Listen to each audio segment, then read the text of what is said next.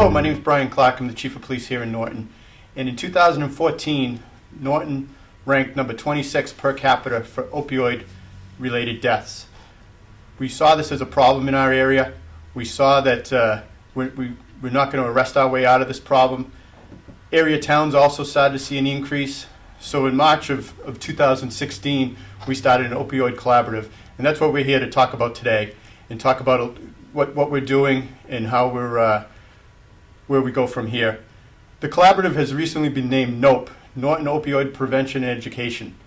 The mission of NOPE is to utilize a multidisciplinary approach with community members and leaders to strategically plan for prevention, awareness, and education programs. So what I'd like to do now is introduce a panel that we have here, and we'll give you some information about what this collaborative is doing.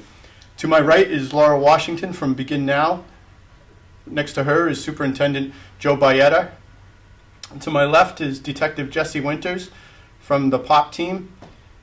Next to him is Donna Palmer, the public health nurse. And next to her is Patrolman Nick Precourt, who is also a member of the POP team. And I'd like to start with Laura, and maybe you can tell us a little bit about your background and what an opioid is.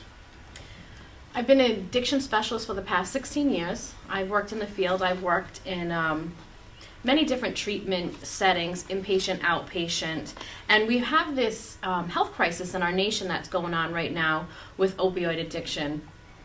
Back in, a little bit of history, back in 1996, Purdue Pharma put out some research that meant there was this medication that was for dying people, and it was an opioid, and they said it could be used for people that had moderate to severe pain, and went around and started to sell this and market this to physicians, which in turn the doctors were prescribing it. We know today that the research was very misguided and manipulated, and a lot of it not true, and we have this huge public health crisis where people are we're being prescribed massive amounts of a highly addictive medication.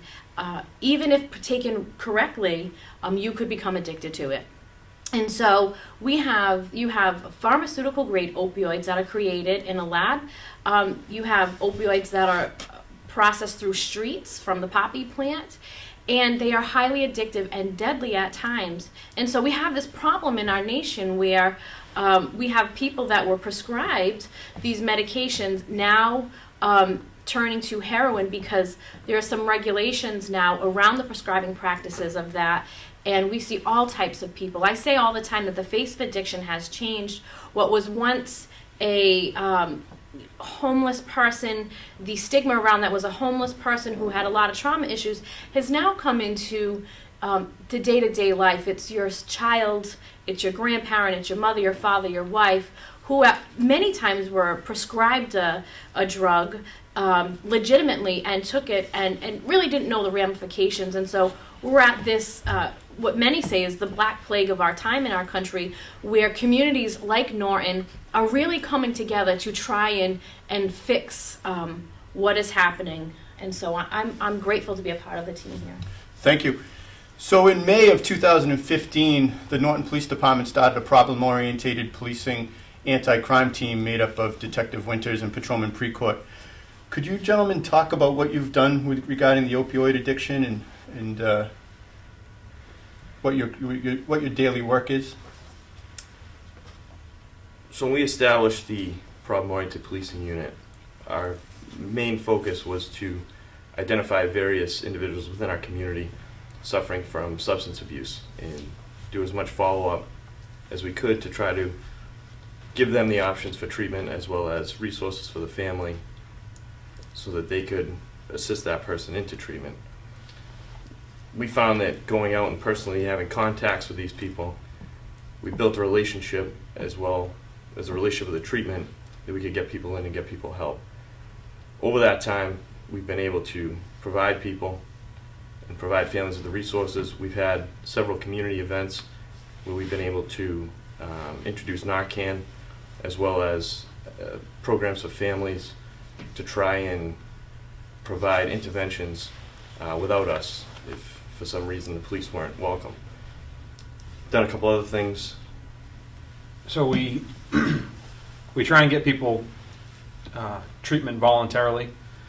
Sometimes that doesn't necessarily go as planned. They'll go to the treatment, walk out of it, whatnot. And as a last resort, we do or assist the family in doing involuntary treatment, which is called a Section 35, and that can be done through the courthouse.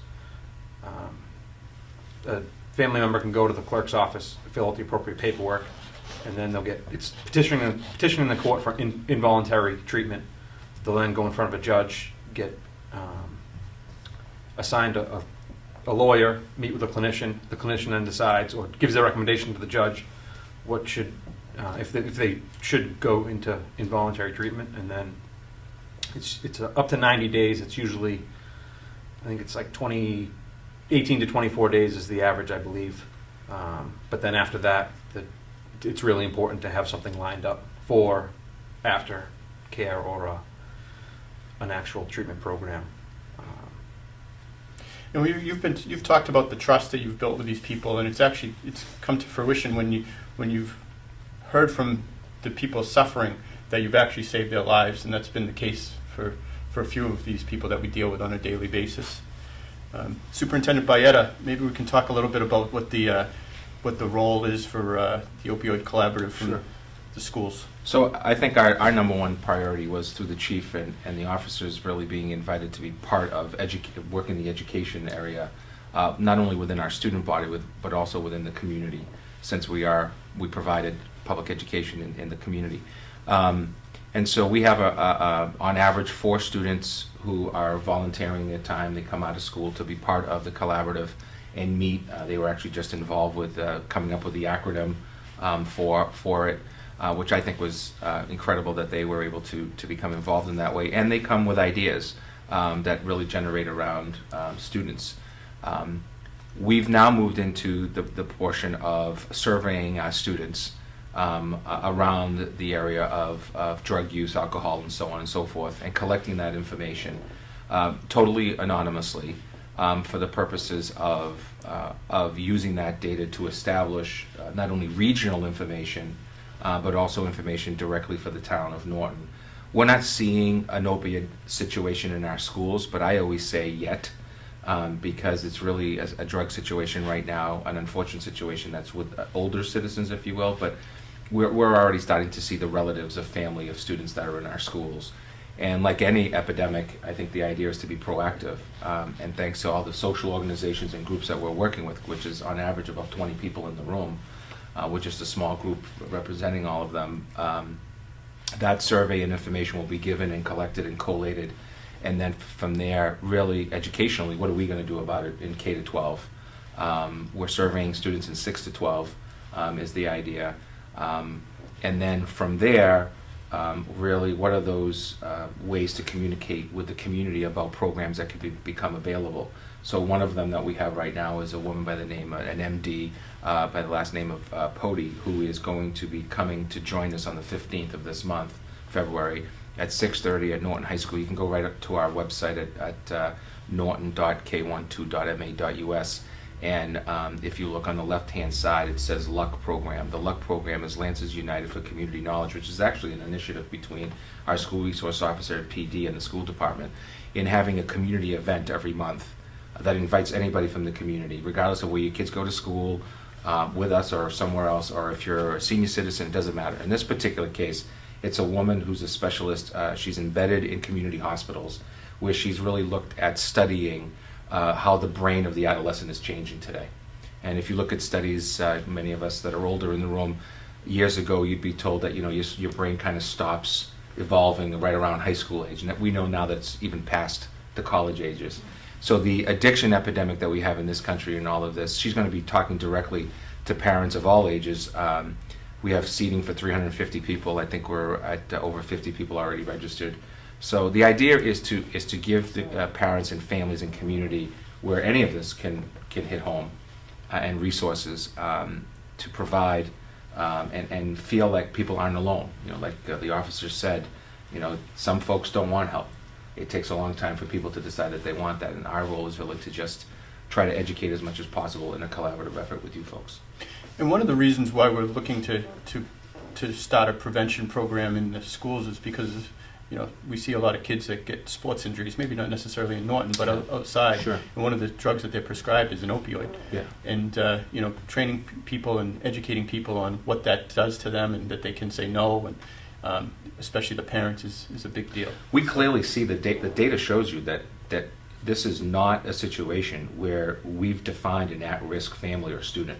This hits every socioeconomic, every race, every gender, and it starts with things like, for example, a child getting their wisdom teeth pulled up, and there's a prescription of 30 days of an opioid. Why are we doing that? And I think, to be quite honest, I think that the medical field is getting it more now than before, which is great.